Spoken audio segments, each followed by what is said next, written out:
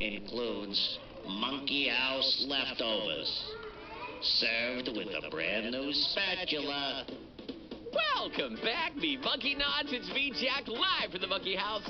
And on today's show, we are naming. That's right. This is a huge responsibility. Ordinarily, you only get this chance when you're either a parent, a new parent, or a pet owner. You get to name a living creature. Well, on today's show, we get to name Sam. That's right. Our producer, Sam, who has been here on Kids Place Live for years, does not yet have an official declared producer name, a handle, if you will. And that's where you come in. We are crowdsourcing this thing. Let's meet our next namer. Say hello, me Monkey Nods, to Eli!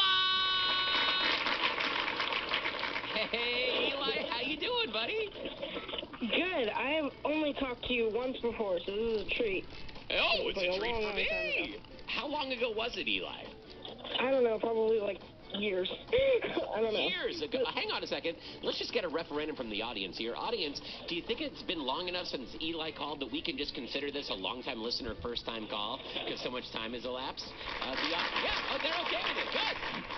Eli, the statute of limitations has expired, which means we get to consider this a first-time call, which means you get to help yourself to another spatula in your kitchen. That's exciting. I know. I'm really pumped for you. Did you get a spatula your first call, Eli? Do you remember?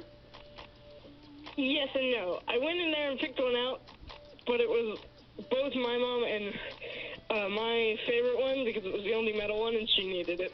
Oh, I see. Okay, well, maybe choose more wisely this time. Yep. Go for something more in a Teflon or rubber-coated spatula or one of those wooden ones that no one uses. Eli, do you have experience naming people or pets? Have you done this before? I have named one dog. Okay, and I named my dog Parker. His name was Newton to begin with, but I called him Parker because I caught him climbing over the puppy gate. And so I named him as in, like, Peter Parker.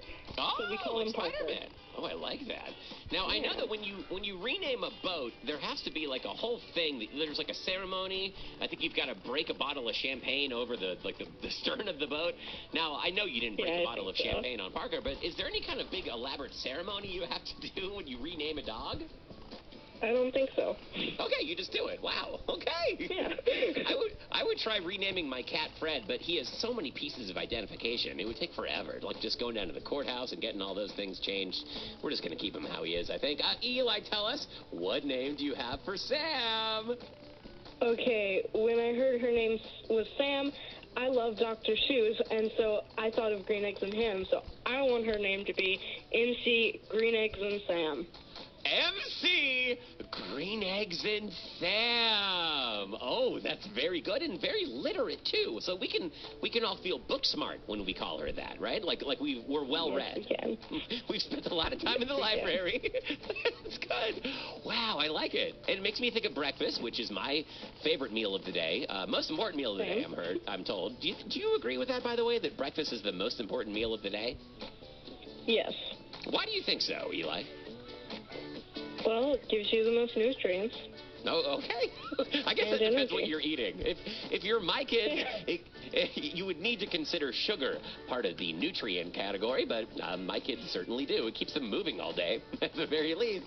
Audience, let's give it up for Eli in Georgia, who just coined Green Eggs and Sam. Not too shabby.